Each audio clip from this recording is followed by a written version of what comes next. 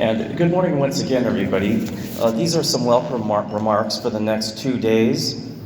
We want to say thank you in a special way to Sister Mary Vianney, who I see in the background. She's the director for the Catholic Schools Faith Formation. She, in fact, is your first point of contact for, and I'll talk about this later, your first point of contact for your catechetical certification. So be sure to coordinate with your religion coordinators to make sure that they in turn interact with Sister Mary Vianney. And I'm very happy to interact with you, Sister, for these years. And not only that, I want to also mention how we have our family support network, which is where there are a few departments in the Chancery that work together. So the Department of Catholic Schools, my department, the Department of Religious Education, Steve Morris's department for Youth and Young Adult Ministry, and then the Office of Marriage and Family Life with Deacon Dave and Carlin Gould. So we're happy to interact.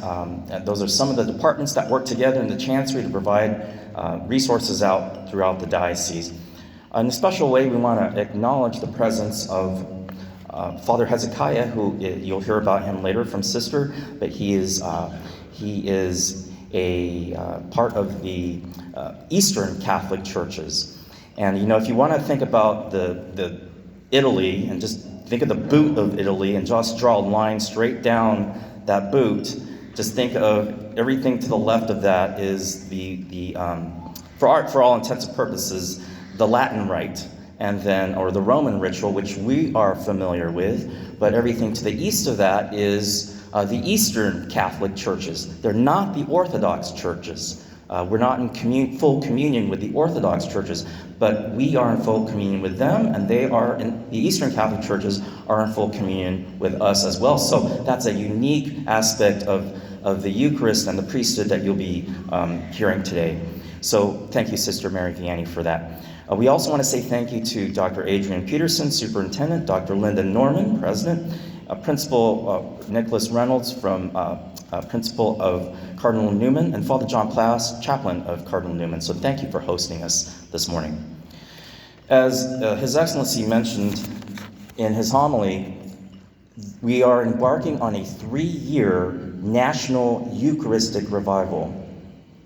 And you already heard this from our beautiful singing with the Marian sisters. I like to say that the Marian sisters and Pam and the choir compete with the choirs of angels. That's my favorite line to say. And as they sang, as they praised God in worship in the sacred liturgy, we get a sense of this Eucharistic revival. So thank you, Reverend Mother, for bringing and gracing us with the sisters. And the Eucharistic revival for our diocese is a 3-year process.